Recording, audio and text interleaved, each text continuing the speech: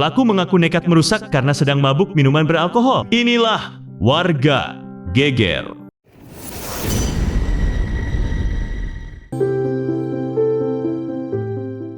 Sebuah insiden menghebohkan terjadi di Masjid Al-Falah, Ketapang, Kecamatan Cipondoh, Kota Tangerang, Banten. Seorang remaja berusia 16 tahun ditemukan dalam kondisi tidak sadarkan diri di sela balkon atap masjid pada Minggu petang. Petugas pemadam kebakaran Kota Tangerang melakukan proses evakuasi yang berlangsung dramatis. Celah balkon yang sempit membuat penyelamatan tidak mudah, apalagi korban sudah berada di sana sejak pagi dan tubuhnya kaku akibat kelelahan, dehidrasi, serta ketakutan. Menurut keterangan petugas damkar, Dedi Sarifudin, remaja itu kabur dan bersembunyi karena tidak kuat menghadapi perundungan dari kakak kelasnya di sebuah pesantren yang tak jauh dari lokasi masjid. Awalnya, korban bahkan sempat menolak dievakuasi karena masih merasa takut.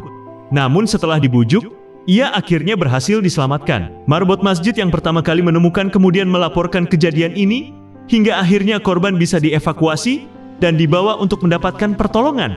Kasus ini mengingatkan kita bahwa perundungan di pesantren bukan sekadar masalah sepele, tapi siklus yang bisa terus berulang. Seringkali, yang pernah dirundung saat jadi santri baru, justru mengulanginya pada adik-adik kelas. Situasi ini berbahaya karena terjadi di lingkungan asrama yang jauh dari orang tua, sehingga korban sering merasa tertekan, sendirian, dan tidak berdaya. Para pengurus pesantren harus serius mengawasi dan menghentikan pola ini sebelum makin banyak korban.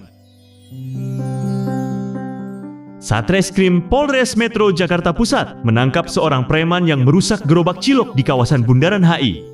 Pelaku kesal karena gagal memeras pedagang bernama Nur Hadi yang menolak memberikan uang Rp250.000. Akibatnya, gerobak milik Nur Hadi dihancurkan hingga kacanya pecah. Aksi brutal itu sempat direkam warga dan videonya viral di media sosial. Dari rekaman itu, polisi bergerak cepat dan berhasil menangkap pelaku kurang dari 24 jam. Saat diperiksa, pelaku mengaku nekat merusak karena sedang mabuk minuman beralkohol. Kini ia dijerat pasal berlapis, yaitu pasal 368 KUHP tentang pemalakan, pasal 406 KUHP tentang pengerusakan, serta pasal 335 KUHP tentang pengancaman dengan ancaman hukuman hingga 7 tahun penjara. Menurut saya, tindakan preman seperti ini sudah di luar kontrol, apalagi sampai mabuk dan memalak pedagang kecil dengan jumlah besar Rp250.000.